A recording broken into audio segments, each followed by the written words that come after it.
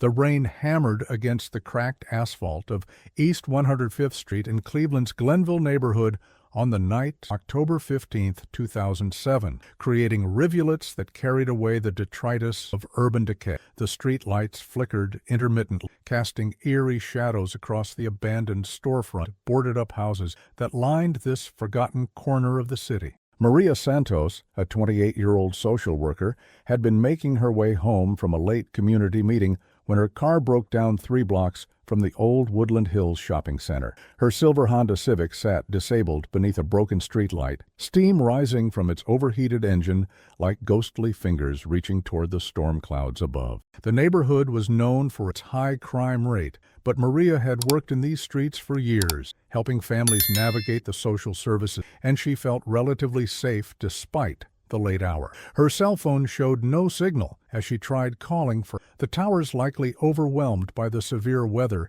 that had been battering Cleveland for the past 2 days. The GPS unit on her dashboard displayed her location as the intersection of East 105th and St. Clair Avenue, an area where legitimate businesses closed early and shadows held secret. Maria had texted her sister Carmen earlier that evening, mentioning she might be late due to the community center meeting running long, but she had expected to be home by 10 p.m. at the latest. Now, approaching midnight, she found herself stranded in one of Cleveland's most dangerous neighborhoods with a dead phone and a disabled vehicle. The rain intensified, forcing her to make a decision between staying in the relative safety of her car or seeking help at the only establishment that appeared to be open, a dimly lit corner store called Quick Stop Market, whose neon sign buzzed and flickered like a dying insect. Little did she know that this decision would lead her directly into the hands of one of Cleveland's most ruthless criminal organizations. Victor Santos, Maria's husband 4 years,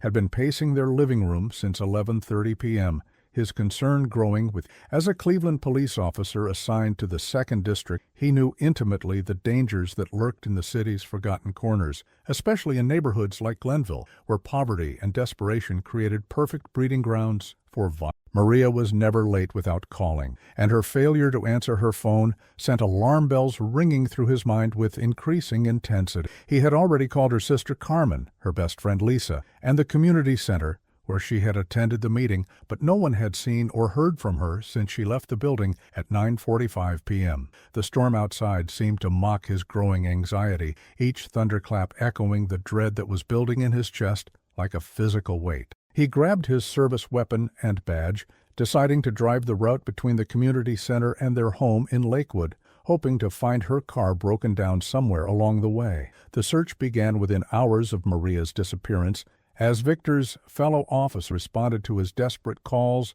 for assistance with the urgency reserved for one of their own. Detective Robert Bobby Morrison, a 20-year veteran of the Cleveland Police Department's homicide unit, took personal charge of the case, understanding that the first 48 hours would be critical in determining Maria's. The initial canvass of the neighborhood revealed Maria's Honda Civic abandoned near East 105th and St. Clair, its engine cold and doors unlocked, with her purse and identification still inside, but her cell phone mysteriously missing. Tire tracks in the muddy ground nearby suggested another vehicle had been present, but the rain had washed away most of the evidence before the crime scene technicians could properly document it. The Quick Stop Market's owner, a nervous man named Ahmed Hassan, claimed he had been in the back room doing inventory all evening and hadn't seen or heard anything unusual, though his eyes darted away when questioned about the store's security cameras. Morrison's initial instincts told him this was more than a simple carjacking or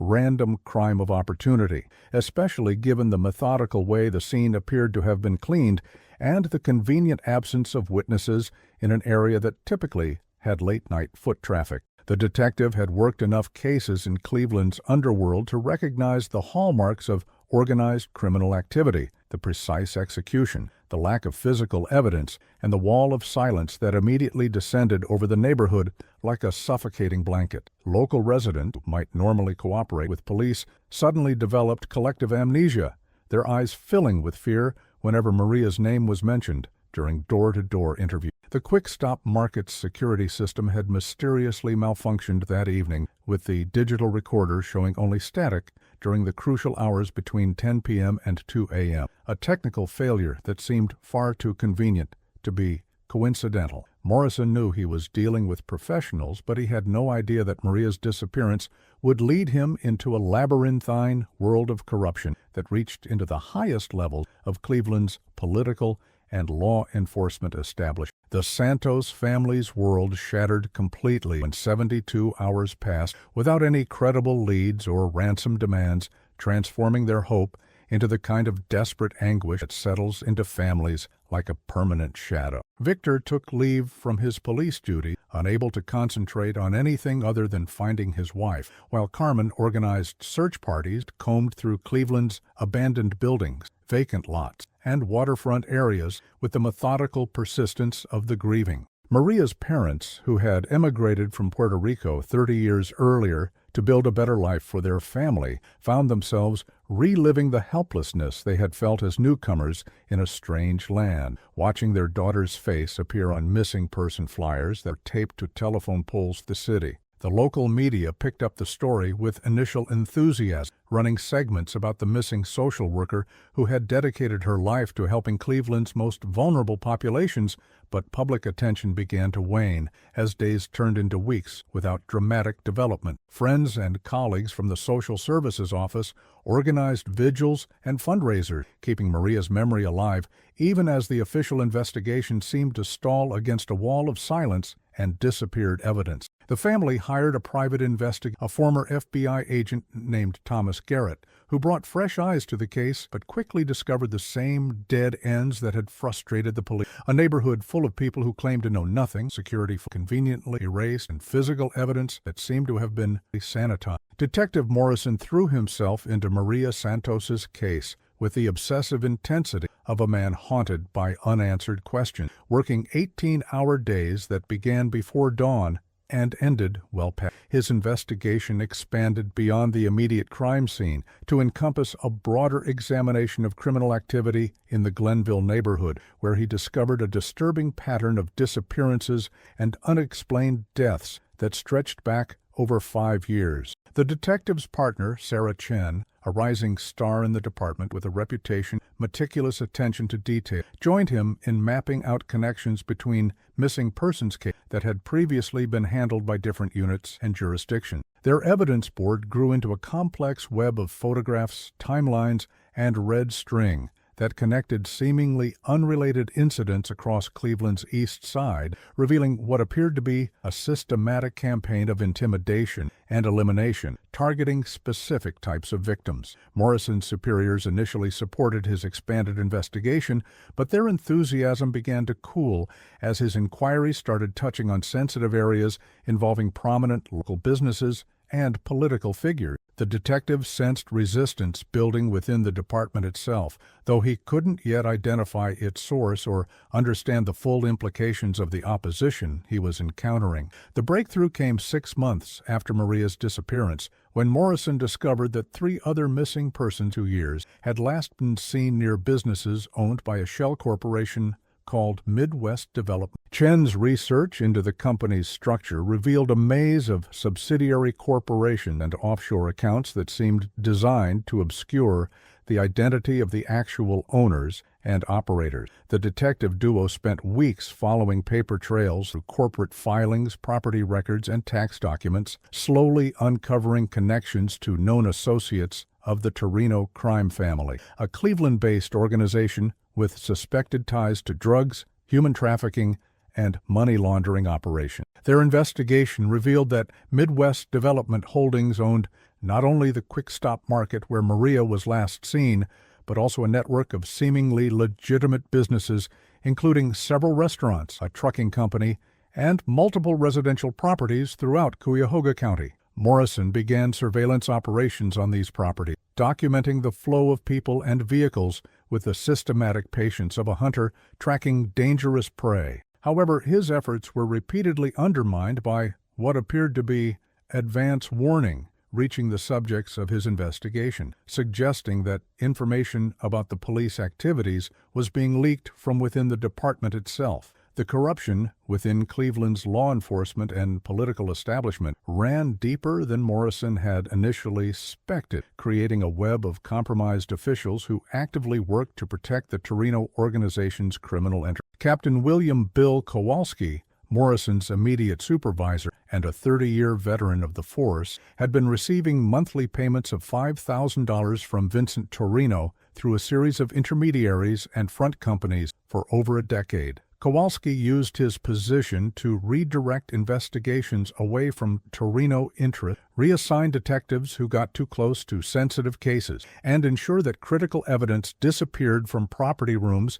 before it could be properly analyzed. Assistant District Attorney Margaret Fleming had been compromised through a combination of bribes and blackmail after the organization obtained photographs of her extramarital affair with a prominent city councilman, forcing her to dismiss cases or reduce charges against Torino associates. City Councilman Richard Brennan, who chaired the Public Safety Committee, had been laundering money through his wife's consulting firm while using his influence to block police budget requests that might have funded more effective organized crime investigations. These corrupt officials formed an interconnected network that protected the organization's interests while maintaining plausible deniability about their involvement in specific criminal. Morrison's frustration grew as evidence mysteriously disappeared from the department's property room, witness statements were somehow altered in official files, and his requests for surveillance equipment were repeatedly denied due to budget constraints. The detective began keeping duplicate files at home,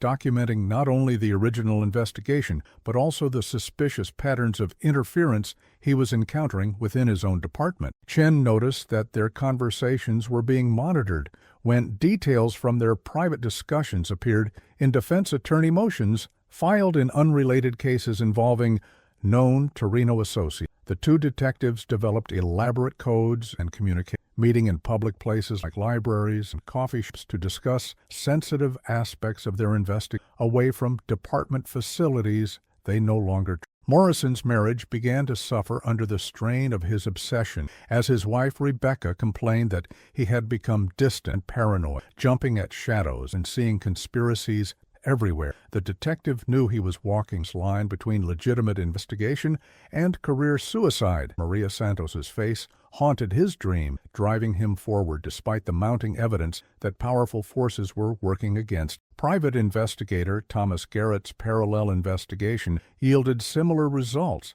as his attempts to interview potential witnesses were repeatedly thwarted by people who claimed to have been warned away from talking to anyone about Maria Santos. Garrett, who'd spent 15 years with the FBI before opening his own agency, recognized the signs of organized intimidation. He saw them, but even his federal contacts seemed reluctant to get involved in what they viewed as a local matter. The former agent's surveillance of Torino properties revealed a sophisticated operation that used legitimate businesses as fronts for illegal activities, with carefully orchestrated schedules that moved contraband and personnel through the city using routes that avoided police patrol areas. His attempts to place tracking devices on vehicles associated with the organization were discovered and neutralized with professional efficiency, suggesting that the criminals had access to counter-surveillance equipment and expertise typically available only to law enforcement agents. Garrett shared his findings with Morrison through encrypted communications and dead-drop location,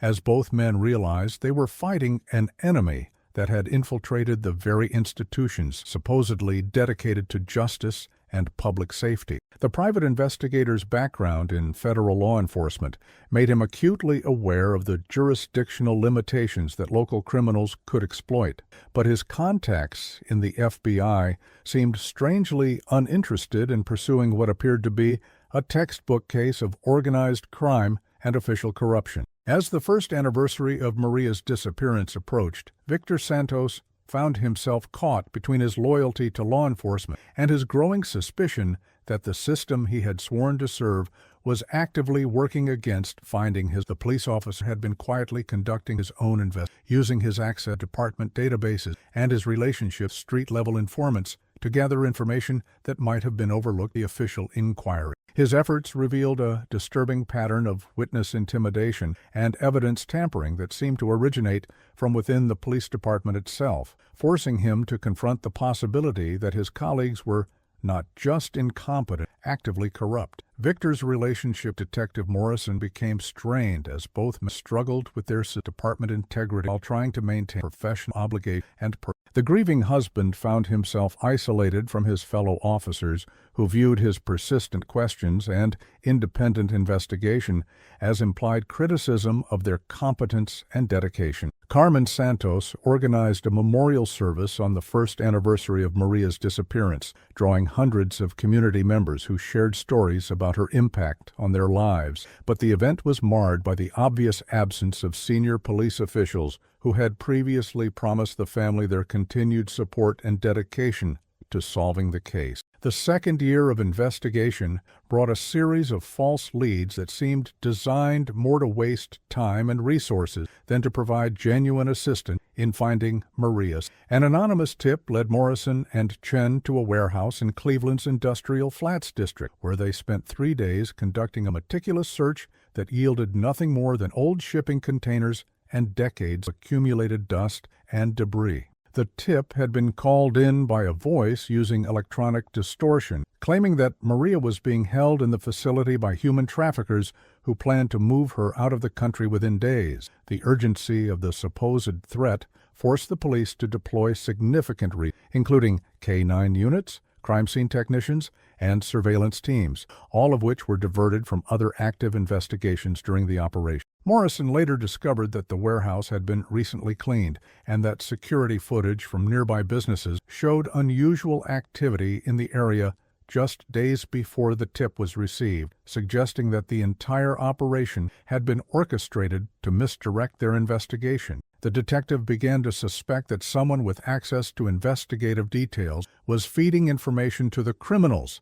allowing them to stay one step ahead of law enforcement efforts, while simultaneously wasting police resources on elaborate wild goose chases. A second major false lead emerged when Victor Santos received a phone call claiming to be from his missing wife, with a woman's voice that sounded enough like Maria to make him believe momentarily that she was still alive and trying to communicate with him. The caller claimed she was being held in a remote location outside Cleveland and could only talk for a few seconds before her captors returned, providing just enough detail about their relationship and personal history to seem authentic. Victor immediately contacted Morrison, who arranged for telephone company technicians to trace the call, but the investigation revealed that the communication had been routed through multiple overseas servers in a pattern typically used by sophisticated cyber criminals to mask their location and identity. Audio analysis by FBI technical specialists determined that the voice had been created using artificial intelligence software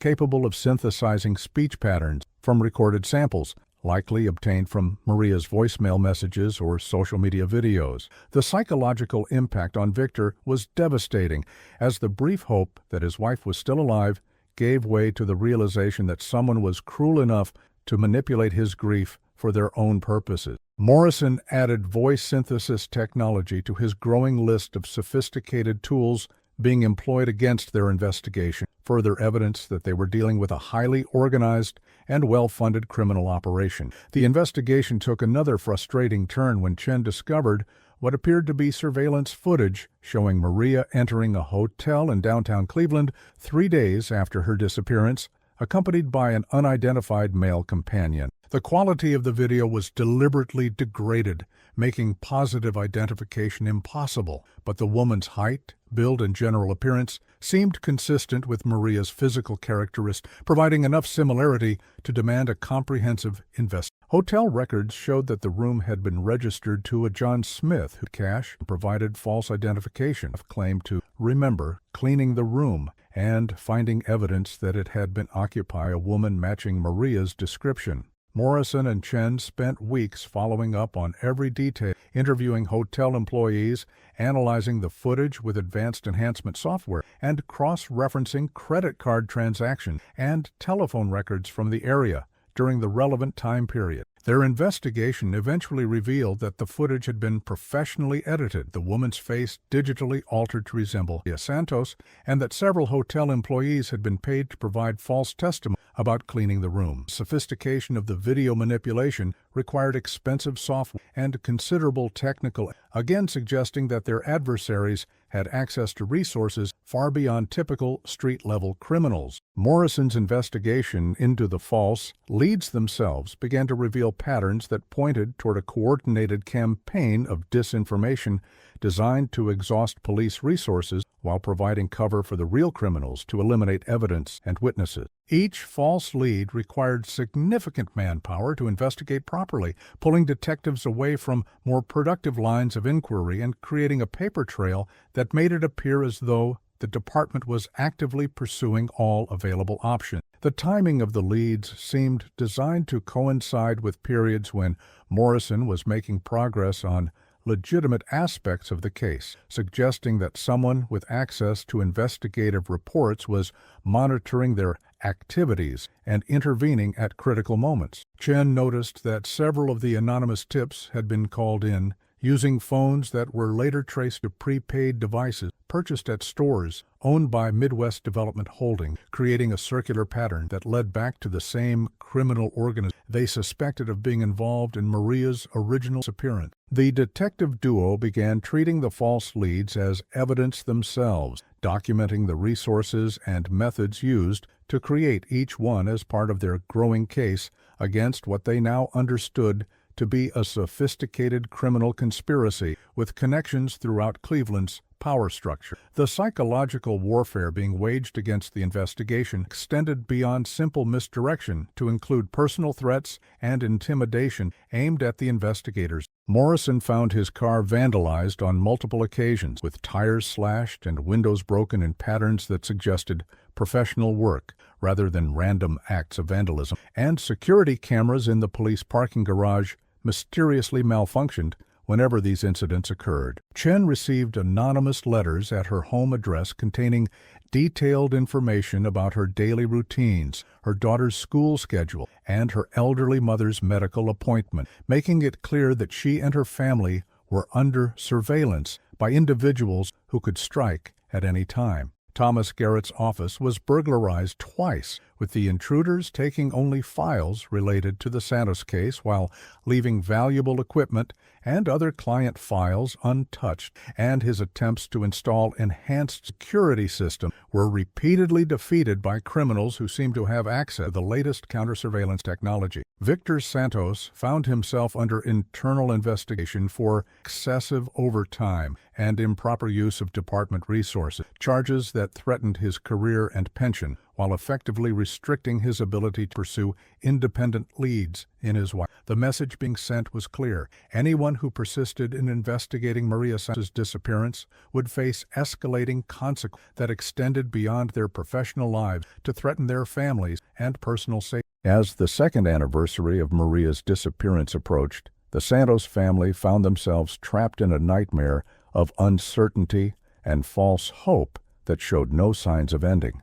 Carmen had developed anxiety disorders that required medication and therapy, while Maria's parents aged visibly under the strain of not knowing their daughter's fate, their health deteriorating as they struggled with the possibility that they might never learn what happened to her. Victor's relationship with his in-laws became strained as they began to question whether his law enforcement connections were helping or hindering the investigation, particularly after they learned about the suspicious patterns of evidence tampering and witness intimidation that seemed to follow every promising lead. The community support that had sustained the family during the first year began to wane as public attention shifted to newer tragedies and scandal, leaving the Santos family feeling increasingly isolated in their search for answers. Morrison continued his investigation despite mounting his superiors to accept others, but he could feel his career prospects diminishing as his reputation became associated with an unsolved case, powerful, wanted, forgotten.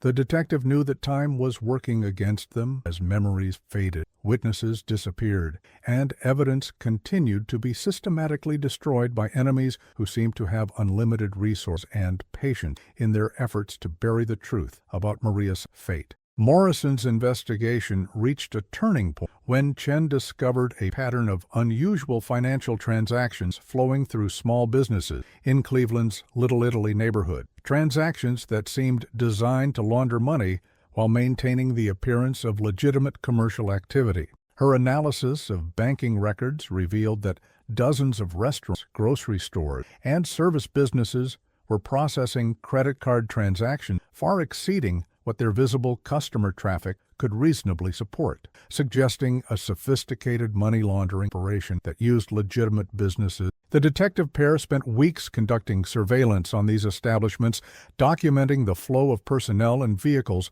while noting that many of the same individuals appeared at multiple locations despite supposedly working for different companies. Chen's background in financial crimes investigation proved invaluable as she traced the money trail through a maze of shell companies and offshore accounts that ultimately connected back to properties owned by the Torino organization. Their research revealed that the criminal network had been using these businesses to process payments for illegal activities, including drug distribution, human trafficking, and extortion rackets that operated throughout northeastern Ohio and western Pennsylvania. The human trafficking component of the organization's activities became apparent when Morrison discovered that several young women who had gone missing from Cleveland streets over the past 3 years had last been seen near businesses connected to the Torino network. These disappearances had been largely ignored by law enforcement, as the victims were primarily undocumented immigrants, drug users, or individuals involved in prostitution, whom police typically classified as voluntary runaway rather than kidnapping victims. Morrison's review of these cases revealed disturbing similarities to Maria Santos' disappearance, including cleaned crime scenes, missing security footage, and witnesses who suddenly became uncooperative after initial police contact. The detective began to understand that Maria's abduction might have been a case of mistaken identity or wrong place, wrong time, rather than a targeted kidnapping, suggesting that she had stumbled into a trafficking operation that typically focused on more vulnerable victims who wouldn't generate significant law enforcement. His investigation revealed that the organization operated safe houses throughout Cleveland, where victims were held before being transported to other cities, and that they used a network of legitimate businesses to move people and launder the proceeds from their illegal activities. Vincent Torino, the organization's leader,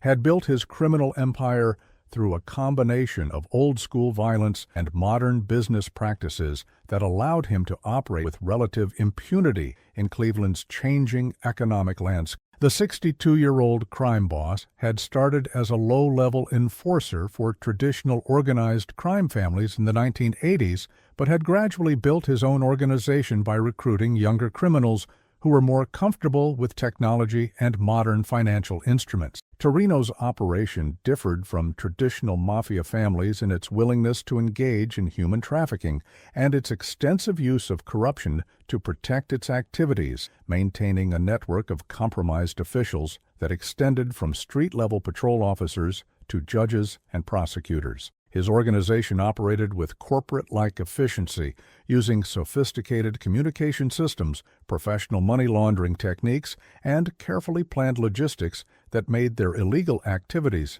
difficult to detect and prosecute. Morrison's investigation revealed that Torino had been involved in Maria Santos's disappearance, but the crime boss's insulation from direct operational involvement made him difficult to target with traditional law enforcement techniques. The detective's surveillance efforts revealed that the Torino organization operated a complex transportation network that moved people and contraband between Cleveland and other major cities, using legitimate businesses as cover for their illegal activities. Their trucking company, Northern Ohio Transport, maintained regular routes to Detroit, Chicago, and New York that provided cover for smuggling up, while their restaurant chain served as communication and safe houses for criminal associates passing the region. Morrison and Chen documented the movement of vehicles and personnel through this network, gradually mapping out a criminal infrastructure that had been operating under law enforcement's radar for over a decade. Their investigation revealed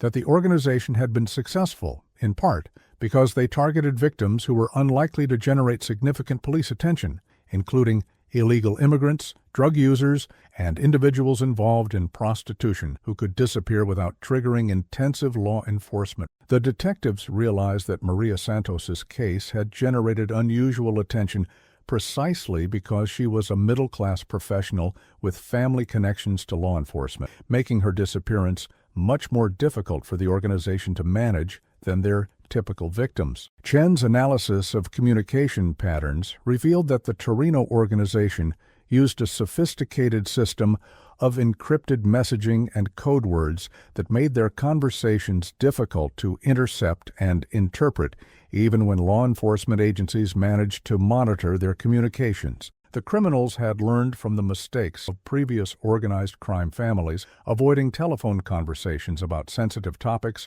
and using face-to-face meetings in noisy public locations where electronic surveillance was difficult to conduct effectively. Their operations were compartmentalized so that low-level associates knew only enough information to perform their specific tasks, making it difficult for law enforcement to build comprehensive cases even when individual criminals were arrested and agreed to cooperate. Morrison discovered that the organization had been studying law enforcement techniques and adapting their methods accordingly, using counter-surveillance technology and anti-forensic methods that suggested they had access to training and equipment typically available only to intelligence agencies or military organizations. The sophistication of their operational security made the investigation extremely challenging, as traditional law enforcement techniques proved inadequate against criminals who had invested heavily in staying ahead of police capability. The investigation's expansion revealed connections between the Torino organization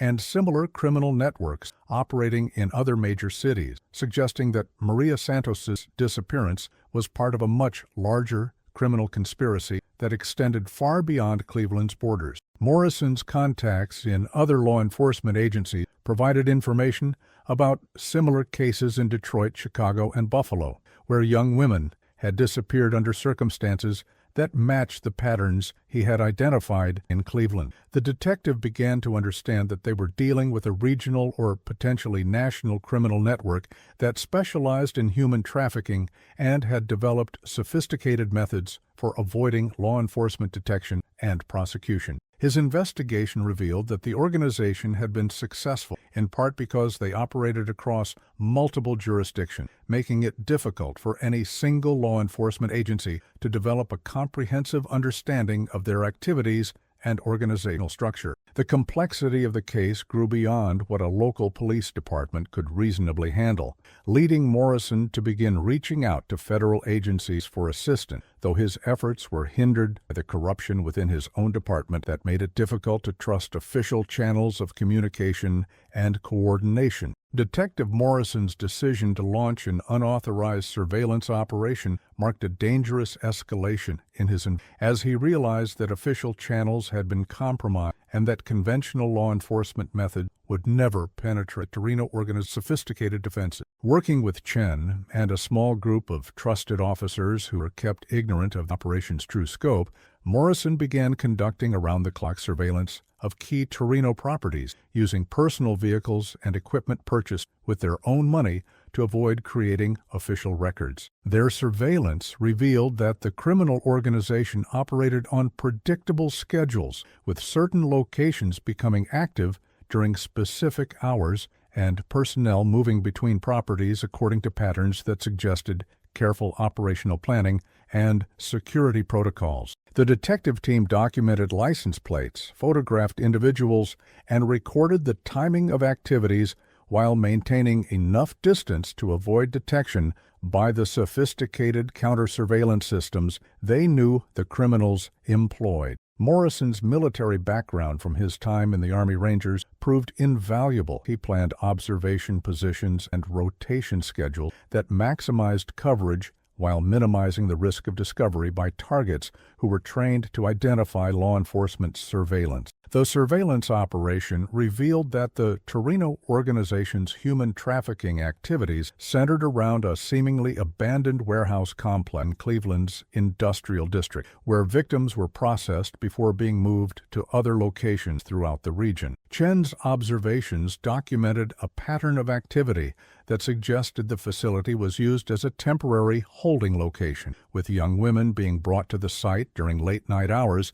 and then transported elsewhere within 24 to 48 hours using vehicles that bore the logos of legitimate businesses. The detective noted that the facility's security was more sophisticated than its run-down exterior suggested, with motion detectors, infrared cameras, and armed guards who maintained professional discipline in their patrol patterns and communication protocols. Morrison realized that the warehouse operation represented the heart of the tracking network, but approaching it through official channels would certainly result in advance warning being provided to the criminals through their network of corrupted law enforcement contacts. The detective began planning a more aggressive surveillance strategy that would allow them to document the trafficking activity and identify victims while building a case that could eventually be presented to federal authorities who might be beyond the reach of local corruption. Thomas Garrett's parallel surveillance efforts revealed the financial infrastructure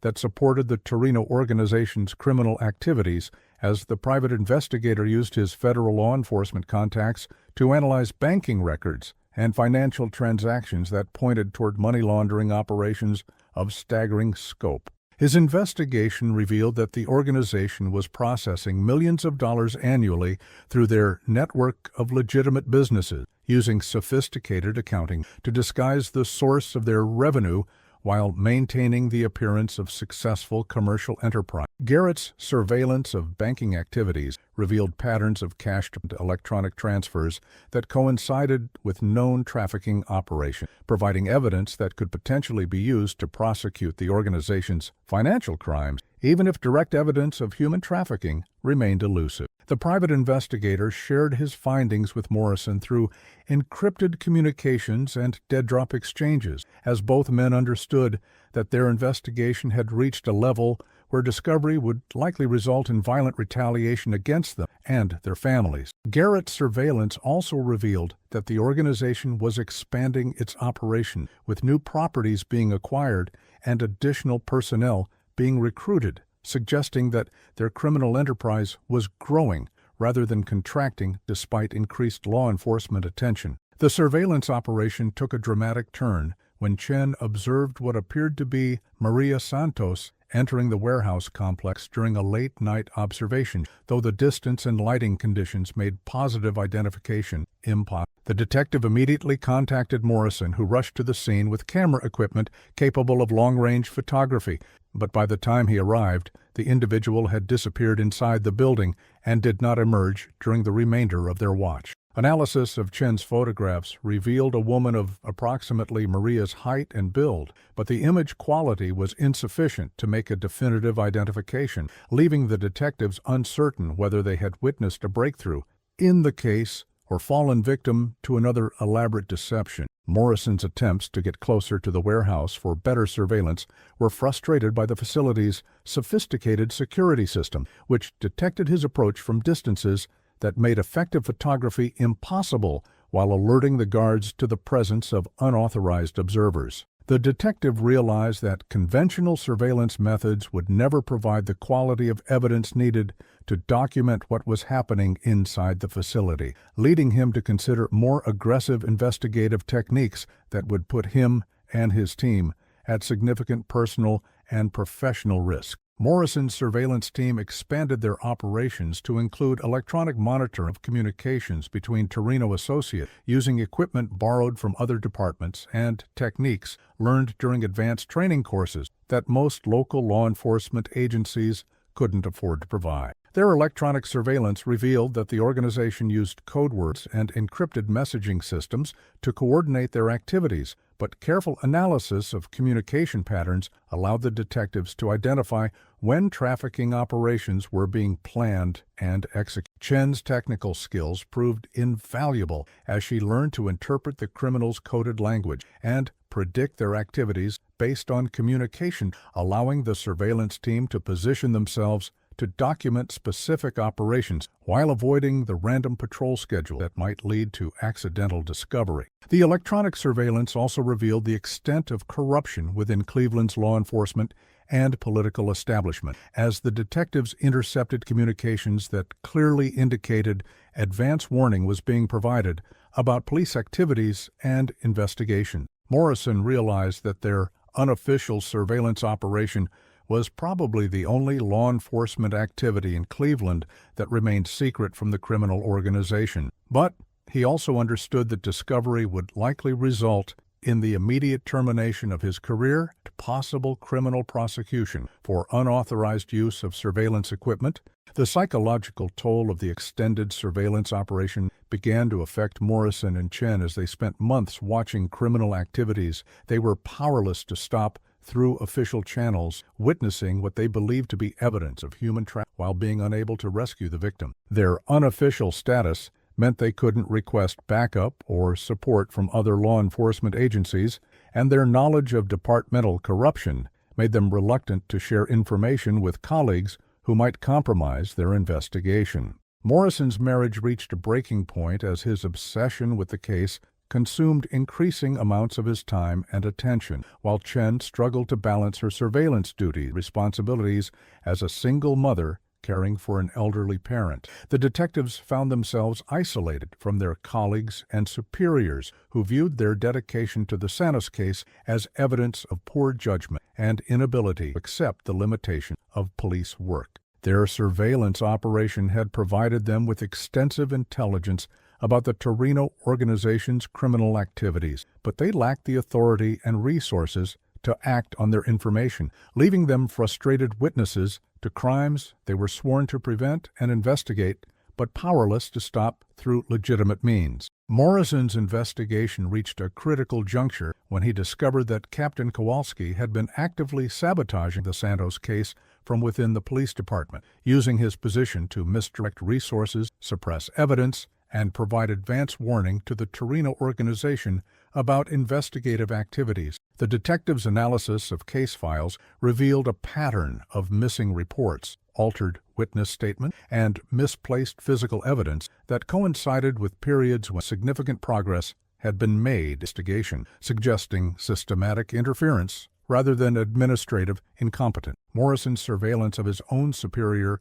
revealed meetings with Vincent Torino's lieutenant, Anthony Tony Marcelli, locations that provided plausible deniability while allowing for the exchange of information and payment for protective services. The detective realized that Kowalski's corruption extended beyond simple bribery to active participation in criminal conspiracy, as the captain had used his authority to reassign detectives, modify patrol schedules, and manipulate evidence storage procedures to protect the organization's interests. Morrison's documentation of these activities provided potential evidence of criminal behavior, but the detective faced the challenge of proving corruption against a superior officer while working within a system that might be compromised at multiple levels. Chen's investigation into the financial aspects of the corruption revealed that Assistant District Attorney Margaret Fleming had been receiving monthly payments disguised as consulting fees for her husband's law practice, payments that coincided with her decisions to dismiss charges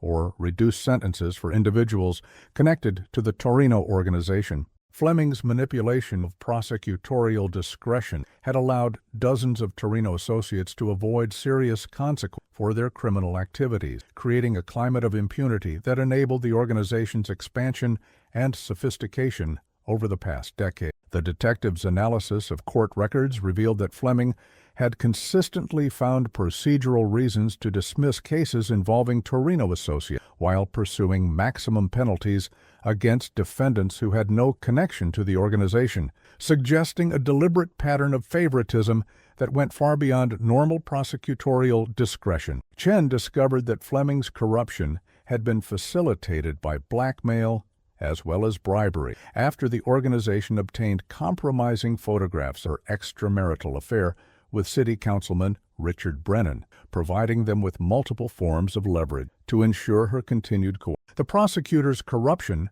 had effectively neutralized the criminal justice system's ability to respond to the organization's activities, as even successful arrests and investigations resulted in dismissed charges or minimal sentences that failed to deter further criminal behavior. The investigation revealed that Councilman Brennan's corruption extended beyond personal relations to include the systematic manipulation of city contracts and budget allocations to benefit businesses connected to the Torino organization. Brennan had used his position on the Public Safety Committee to ensure that police budget requests for organized crime investigations were denied or reduced, while steering city contracts for construction and services toward companies owned by Torino associates through shell corporations and intermediary firms. His wife's consulting business had received over $200,000 in payments from Torino-connected companies for feasibility studies and market analysis that were never completed or delivered,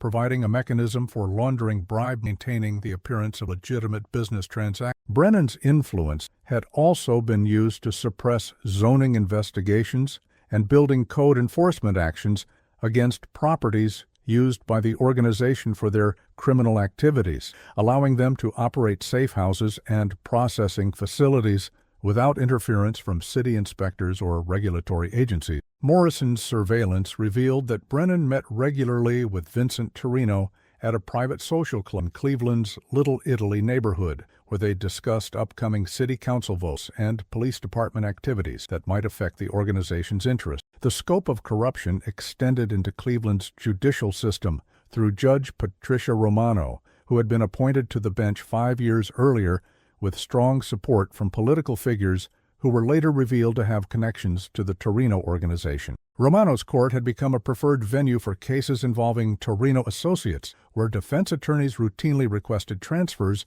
that were granted with unusual frequency and without adequate justification under normal judicial. Her sentencing patterns showed clear favoritism toward defendants connected to the organization, with first-time offenders receiving maximum sentences, while repeat offenders with Torino connections received probation or minimal jail time for similar crimes. Morrison's research revealed that Romano's judicial campaigns had received significant financial support from contributors who were later identified as shell companies controlled by the Torino organization, and that her court's administrative staff included individuals with family connections to known criminals. The judge's corruption had created a judicial safe haven where the organization's members could expect lenient treatment even when arrests couldn't be prevented through other forms of interference. Chen's analysis of Romano's cases revealed that she had specifically requested to preside over cases involving charges that frequently arose from organized crime investigations, including racketeering, money laundering, and human trafficking charges been brought against individuals connected to various criminal organizations operating in Northeast. Morrison's investigation revealed that the corruption network included several federal law enforcement officials who had been compromised through a combination of bribery and career advancement incentives provided by political figures with connections to the Torino organization. FBI Special Agent Michael Harrison had been providing advance warning about federal investigations that might affect the organization's activities, using his access to interagency intelligence sharing systems to monitor investigations being conducted by other federal agencies and local law enforcement departments. Harrison's corruption had been facilitated by his relationship with Assistant U.S. Attorney David Chen, no relation to Detective Sarah Chen, who had used his prosecutorial authority to ensure that federal charges against Torino associates were dismissed or reduced through plea bargaining arrangements that imposed minimal penalty. The federal corruption had effectively neutralized the possibility of successful prosecution at the federal level, as the organization received advance warning about investigations and could rely on sympathetic treatment from prosecutors even when arrests couldn't be prevented. Morrison realized that the corruption network had been carefully constructed over many years to provide protection at every level of the criminal justice, creating multiple layers of defense that made successful prosecution nearly impossible through conventional law enforcement methods. The detectives' documentation of the corruption network revealed the sophisticated methods used by the Torino organization to identify and compromise public officials who could provide protection for their criminal activities. The organization employed private investigators and former law enforcement to conduct background investigations on police officers, prosecutors, judges, and political figures, identifying potential vulnerabilities, including financial problems, personal relationship, career ambition, and family issues that could be exploited for recruitment purposes. Their recruitment techniques ranged from straightforward bribery for officials motivated primarily by money to more sophisticated approaches involving career advancement opportunities, social connections, and gradual involvement in criminal activities that created compromising situations. Morrison discovered that the organization maintained detailed files on hundreds of public officials throughout northeastern Ohio, documenting their personal lives, financial situations, and political relationships in preparation for eventual recruitment attempts when the need arose. The systematic nature of their corruption effort explained how they had been able to build such an extensive network of compromised officials while avoiding detection by internal affairs investigators and federal oversight agents. Chen's investigation revealed that the Torino organization had been using their network of corrupted officials to eliminate potential witnesses and informants who might threaten their criminal enterprises. Several suspicious deaths and disappearances occurring after individuals had been identified as potential sources of information for law enforcement investigation. The organization's ability to access law enforcement databases through their corrupted contacts allowed them to identify confidential informants and cooperating witnesses before they could provide significant assistance to investigators, leading to a systematic campaign of intimidation and elimination that had effectively destroyed the possibility of building cases through traditional investigative methods. Morrison realized that Maria Santos's disappearance fit this pattern, as her work as a social worker had put her in contact with potential trafficking victims who might have provided information about the organization's activities, making her a threat that needed to be eliminated, even though she was unaware of what she had observed. The detective's analysis of other missing persons cases revealed that several social workers, healthcare professionals, and community activists had disappeared or died under suspicious circumstances after encountering what appeared to be evidence of human trafficking or other criminal activities connected to the Torino organization. The investigation's breakthrough came from an unexpected source when Detective Chen received a late-night phone call from Dr. Amanda Foster, a trauma surgeon at Cleveland Clinic who had been treating victims of what appeared to be systematic violence and abuse. Dr. Foster explained that over the past 18 months, she had treated more than a dozen young women who bore evidence of prolonged captivity, nutrition, and physical consistent with human trafficking, but who had been too terrified to provide information about their captors or circumstances. The doctor had been documenting these cases carefully, photographing injuries, and collecting medical evidence while respecting her patient's wishes for anonymity. But the pattern of abuse she was suggested a large-scale criminal operation that was causing significant harm to vulnerable individuals. Chen met with Dr. Foster at the hospital, where the doctor shared medical records and photographs that provided graphic evidence of the systematic abuse being inflicted on trafficking victims, including evidence of restraints, malnutrition, sexual assault, and psychological trauma consistent with prolonged captivity. The medical evidence corroborated Morrison's theory about the Torino organization's trafficking activities, providing documentation of the human cost of their criminal enterprise while offering potential leads for identifying victims and witnesses who might eventually be willing to testify against their captors. Dr. Foster's most significant revelation concerned a patient who had been brought to the emergency room 3 weeks earlier by paramedics who found her unconscious near the warehouse complex that Morrison and Chen had been surveilling. The woman, who appeared to be in her late 20s with dark hair and olive skin, had been suffering from severe dehydration and malnutrition, with physical evidence of prolonged restraint and abuse that suggested months of captivity in harsh conditions. Hospital records indicated that the patient had initially been unresponsive and unable to provide identifying information, but during her recovery, she had mumbled words in both English and Spanish that suggested she might be bilingual and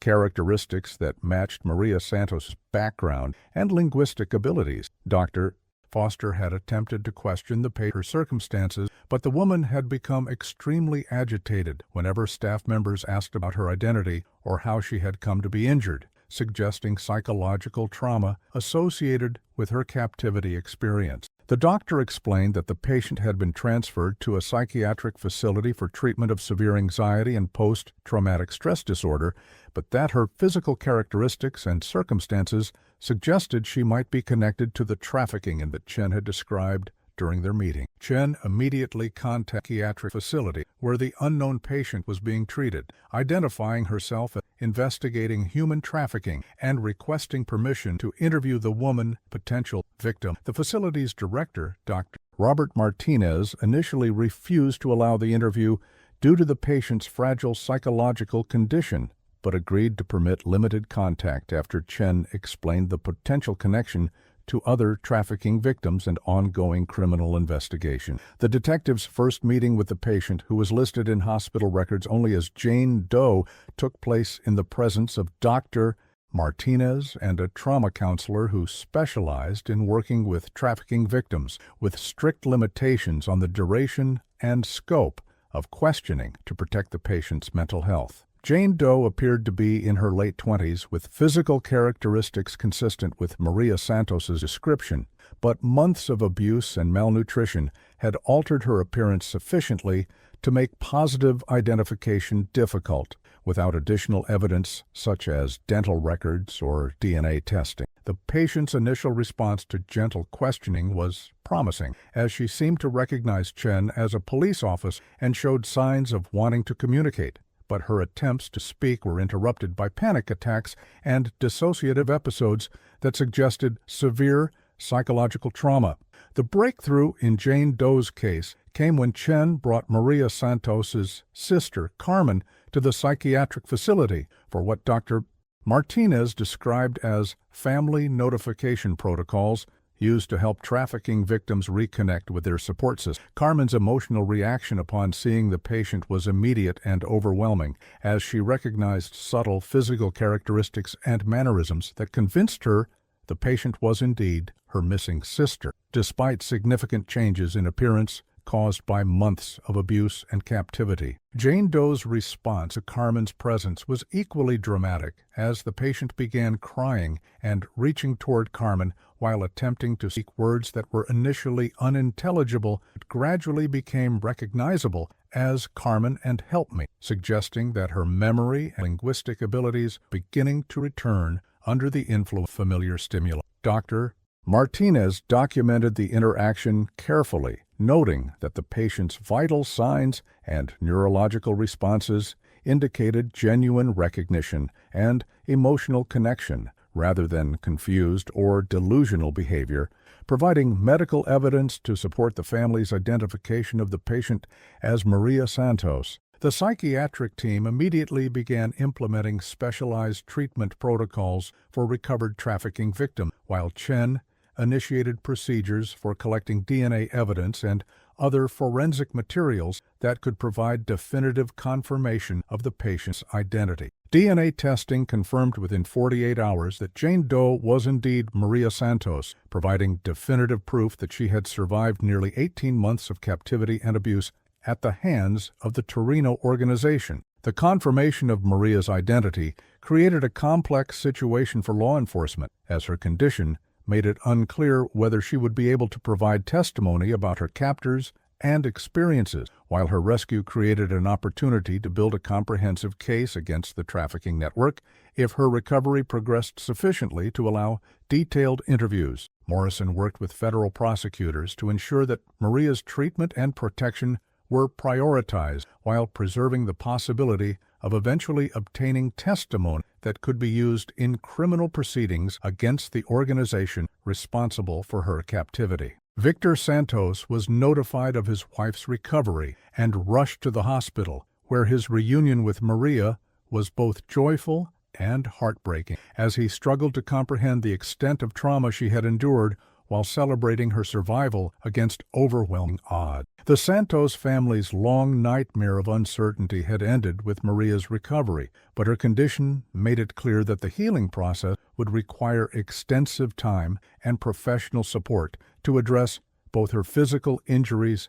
and psychological trauma. Maria's initial statements to investigators, provided during carefully managed interviews with trauma specialists present, revealed disturbing details about the Torino organization's trafficking operations and the systematic abuse inflicted on their victims. Her fragmented memories described being held in multiple locations throughout the Cleveland area, including the warehouse complex that Morrison and Chen had surveilling, as well as residential property and commercial buildings that served as processor trafficking before they were moved. Maria's account revealed that the organization's sophisticated network that allowed them to move victims quickly when law enforcement attention became focused on specific, explaining why raids and searches had failed to locate evidence. Her testimony described a hierarchical organization with clear divisions of responsibility between individuals who captured victims, those who managed safe houses, and those who arranged transportation and sale of victims to other criminal organizations throughout the region. Morrison realized that Maria's information could provide the foundation for a comprehensive federal case against the entire trafficking network, but only if her psychological recovery progressed sufficiently to allow more detailed eventual testimony in criminal proceedings. The investigation took a decisive turn when Anthony Tony Marcelli, Vincent Torino's trusted lieutenant and primary coordinator of the trafficking operations, was arrested during a routine traffic stop that revealed outstanding federal warrants for weapons violations stemming from an unrelated FBI investigation. Marcelli had been driving to a meeting with Captain Kowalski when Ohio State Highway Patrol Office discovered illegal firearms and suspected drug paraphernalia during a search of his vehicle, providing federal authorities with justification for taking him into custody without alerting the corrupted local officials who might have warned him about the impending arrest. FBI Special Agent Rebecca Torres, who had been conducting a parallel investigation into interstate trafficking networks, recognized Marcelli's name from intelligence and immediately arranged for his transfer to custody, where he could be interrogated without interference from local law enforcement. The arrest represented the first significant breakthrough in penetrating the Torino organization's operational security, as Marcelli's role as Torino's primary lieutenant meant he possessed detailed knowledge about the organization's structure, method, and criminal activity spanning multiple years. Torres contacted Morrison through secure channels, recognizing that local investigators had been working the case longer and might possess intelligence that could be used to pressure Marcelli into cooperation. Marcelli's initial response to federal interrogation was predictably uncooperative, as the 45-year-old career criminal understood that providing information about the Torino organization would likely result in violent retaliation against himself and his family members. Agent Torres and federal prosecutor James Mitchell employed standard interrogation technique during the first week of Marcelli's detention, but the suspect remained silent except for requests to contact his attorney, understanding that any cooperation with law enforcement would be viewed as betrayal as criminal associate. The breakthrough came when Torres presented Marcelli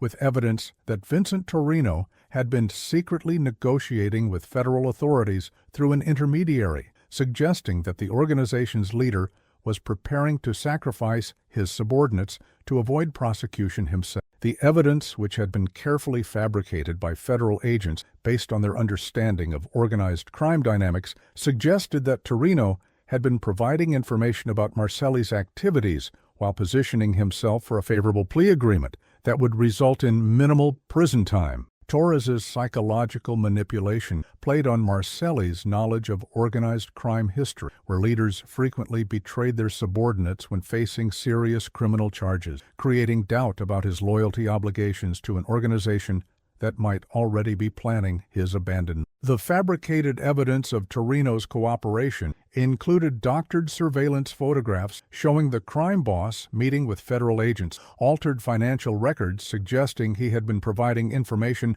about money laundering operations, and fake documentation of communications between Torino and federal prosecutors discussing potential cooperation. Torres presented this material gradually over several days, allowing Marcelli time to consider the implications, while his attorney struggled to verify the authenticity of evidence that had been created specifically to manipulate his client's decision-making process. The psychological pressure intensified when Torres revealed that federal prosecutors were preparing to seek the death penalty for Marcelli's involvement in trafficking operations that had resulted in the deaths of several victims, including young women who had died from abuse and neglect while in the organization's custody. The threat of capital punishment, combined with evidence suggesting that his boss had already betrayed him, created the psychological conditions necessary for Marcelli to consider cooperation as his only viable option for avoiding execution. Torres's interrogation strategy was designed to exploit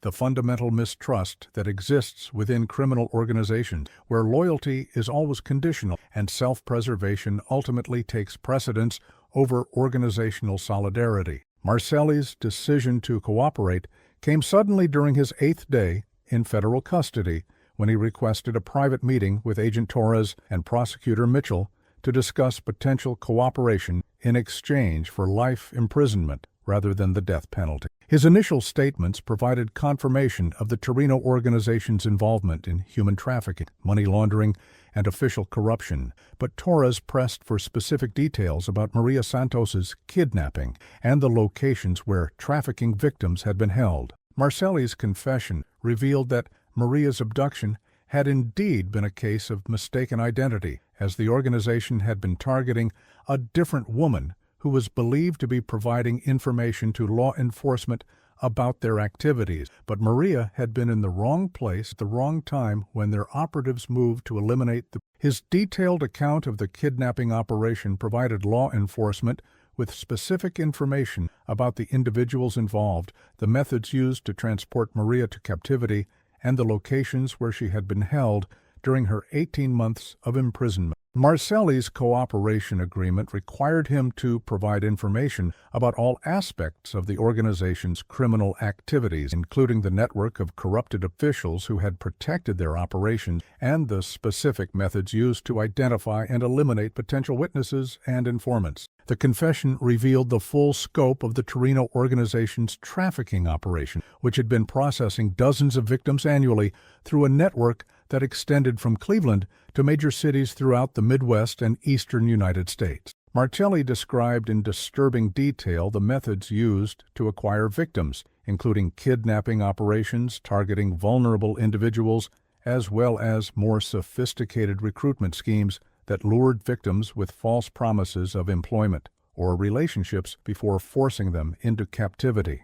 His account revealed that the organization had been operating multiple safe houses throughout Cleveland and surrounding counties, with victims being moved regularly to prevent law enforcement from locating them and to break down their psychological resistance through constant displacement and uncertainty. The trafficking network included transportation systems that used legitimate businesses as cover, communication protocols that employed encrypted messaging and coded language, and financial systems that laundered proceeds through dozens of front companies and shell corporations. Marcelli's detailed knowledge of these systems provided federal investigators with the information necessary to dismantle the entire network and prosecute dozens of individuals who had participated in various aspects of the criminal enterprise. Marcelli's most damaging revelations concerned the specific details of Maria Santos's captivity and the systematic abuse she had endured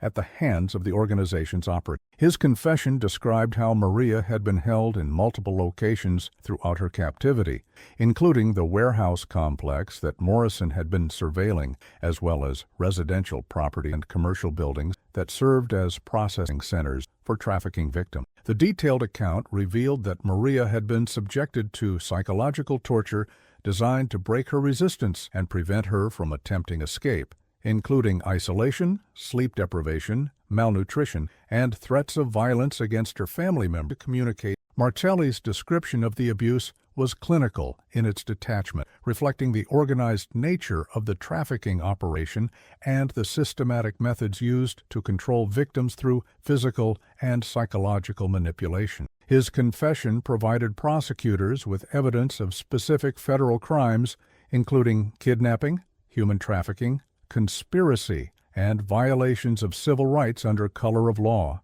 charges that carried severe penalties, including potential death sentence for the most serious offenders. Martelli's detailed confession revealed the sophisticated cover-up operation that had been implemented immediately after Maria Santos' kidnapping, designed to eliminate evidence and create false trails that would misdirect law enforcement attention away from the Torino organization. The cover-up had begun within hours of Maria's abduction, as organization associates used their network of corrupted officials to ensure that the initial police response was misdirected and that critical evidence was either destroyed or contaminated before it could be properly analyzed. Captain Kowalski had used his authority to reassign the most competent investigators away from the case, while ensuring that evidence collection was conducted by officers who were either incompetent or compromised, allowing the organization time to sanitize crime scenes and eliminate witnesses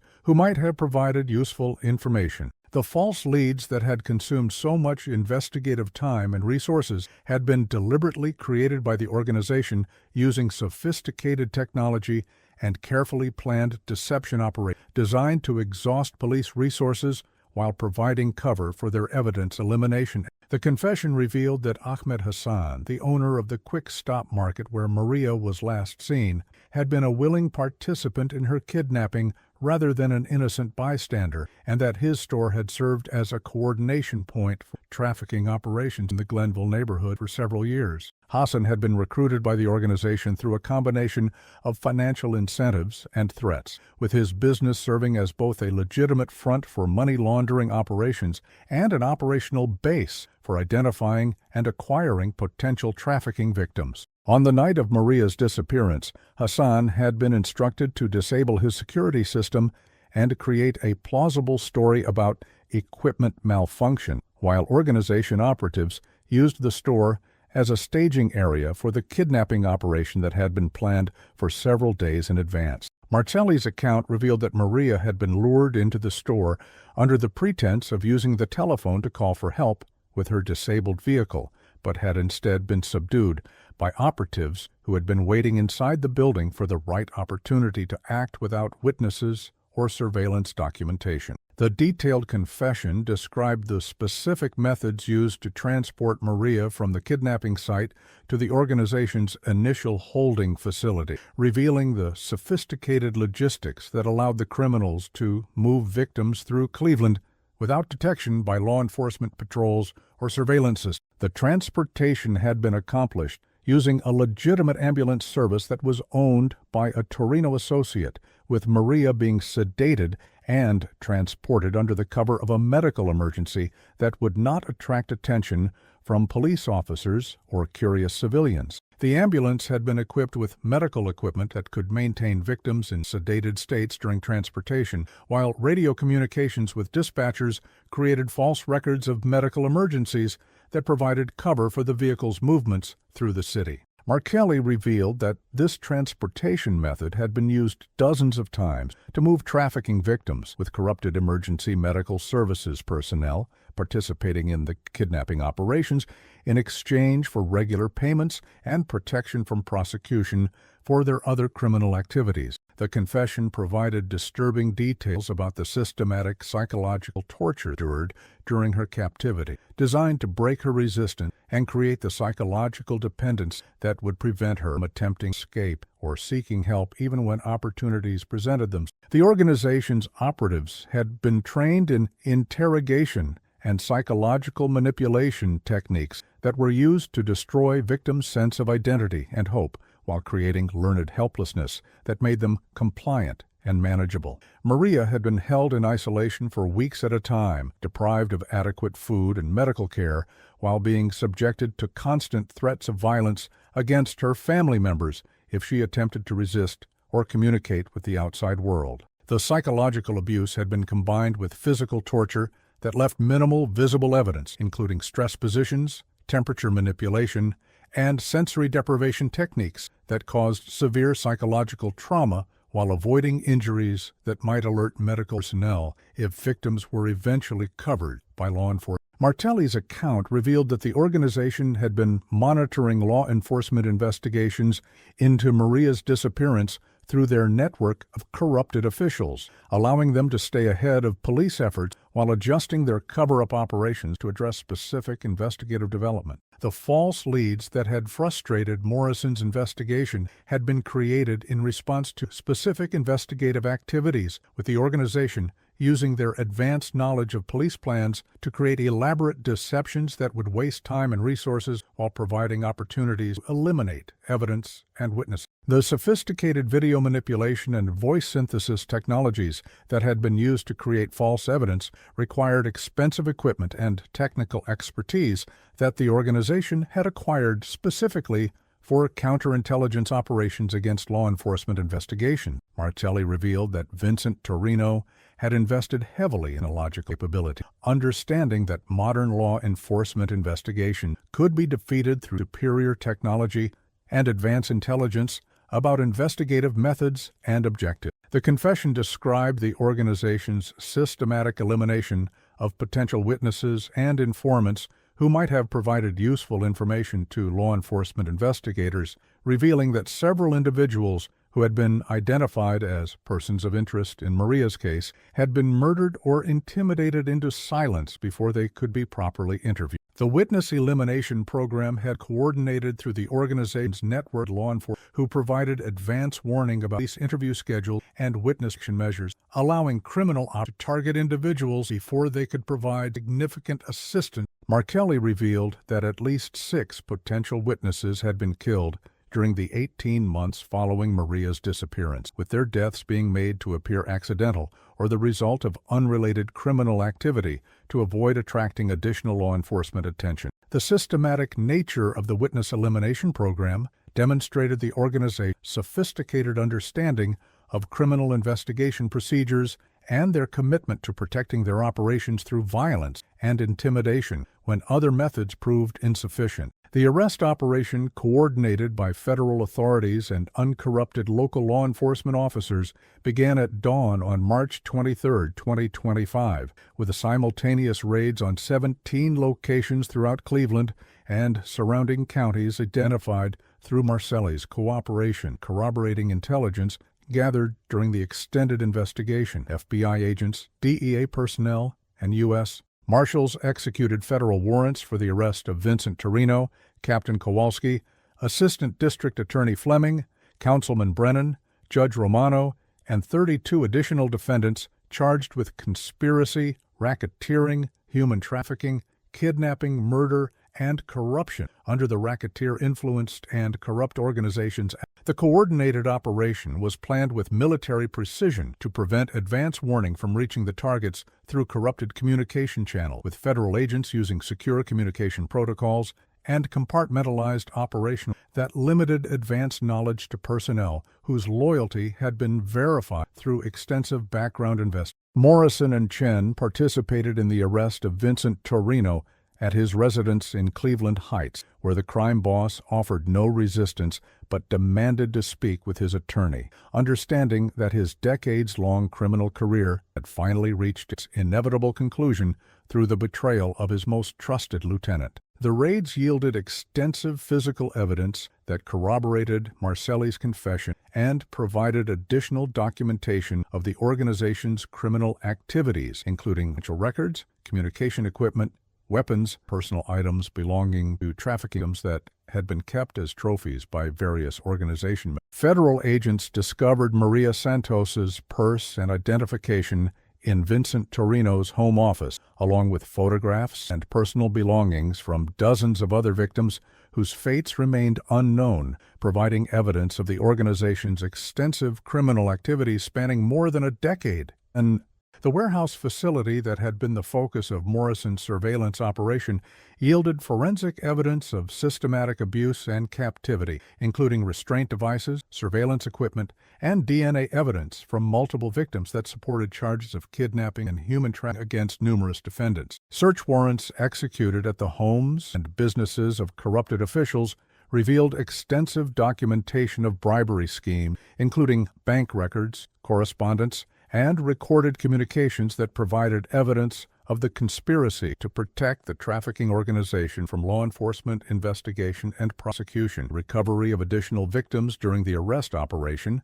provided both triumph and tragedy, as federal agents rescued 12 young women who were being held in various stages of the trafficking, while discovering the remains of 8 victims who had died in captivity from abuse, neglect, and violence inflicted by their captors. The surviving victims, ranging in age from 16 to 28, required extensive medical treatment, psychological counseling, similar to what Maria Santos had received, with federal victim services coordinators working to reunite them with family members and provide long-term support for their recovery and rehabilitation. The discovered remains were subjected to forensic analysis that revealed systematic torture and abuse that supported additional murder charges against organization members, while DNA evidence and personal effects allowed investigators to identify victims from missing persons cases spanning several years and multiple jurisdictions. The scope of the organization's criminal activities became clear only after the arrests. Investigators realized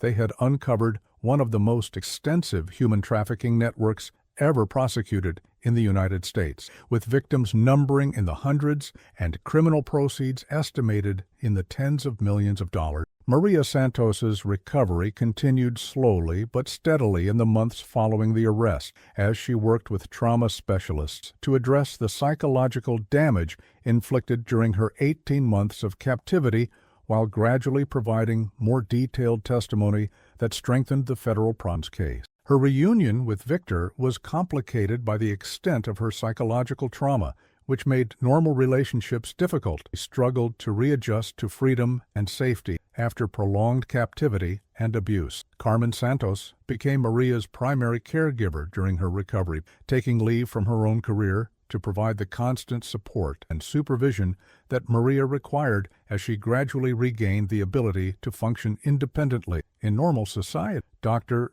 Foster continued to treat Maria's physical injury while coordinating with psychiatric specialists who addressed the complex post-traumatic stress disorder and dissociative symptoms that resulted from her systematic abuse. The Santos family's joy at Maria's recovery was tempered by their understanding that healing would require years of professional treatment and that some aspects of her trauma might never be fully resolved, despite the love and support of family members who had never stopped believing in her eventual return. Detective Morrison received commendation from federal law enforcement agencies for his persistent investigation that had ultimately led to the discovery and prosecution of the trafficking network, but his relationship with the Cleveland Police Department remained strained due to his criticism of departmental corruption and his unauthorized investigative activities. Chen was promoted to detective sergeant and transferred to a newly created human trafficking unit that was established to prevent similar cases from falling through jurisdictional cracks, with federal funding provided to ensure adequate resources for investigating complex criminal organizations. Thomas Garrett's private investigation firm received national recognition for its role in the case, leading to contracts with federal agencies and other law enforcement organizations seeking assistance with complex corruption and organized crime investigation. The successful prosecution validated the investigative techniques persistent that had sustained the case through years of apparent dead ends and official obstruction, proving that dedicated law enforcement officers could overcome even sophisticated criminal conspiracies when they maintained focus on protecting victims and seeking justice regardless of personal and professional costs. The federal prosecution of the Torino organization resulted in convictions for all major defendants, with Vincent Torino receiving life imprisonment without possibility of parole for his leadership role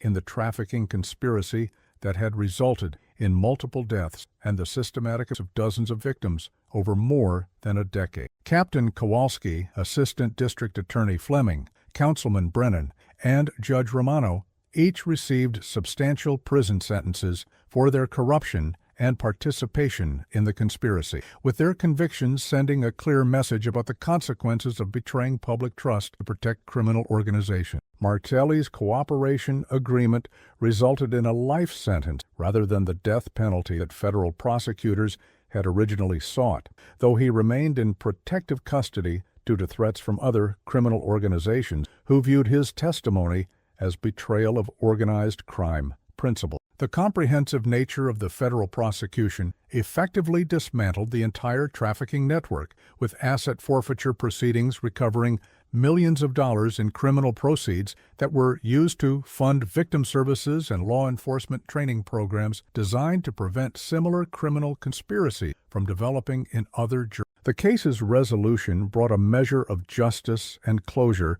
to the Santos family and the broader Cleveland community, but the extent of corruption and criminal activity that had been revealed left lasting questions about the vulnerability of democratic institutions to systematic infiltration by organized crime. Maria's gradual recovery continued with the support of her family and specialized trauma treatment, though her experience had fundamentally changed her in ways that would affect the rest of her life, serving as a permanent reminder of the human cost of criminal violence and official corruption. The case became a model for federal prosecution of human trafficking networks, with the investigative techniques and prosecution strategies developed during the investigation being adopted by law enforcement agents throughout the United States and internationally. Morrison and Chen continued their law enforcement careers with a deeper understanding of both the potential for corruption within government institutions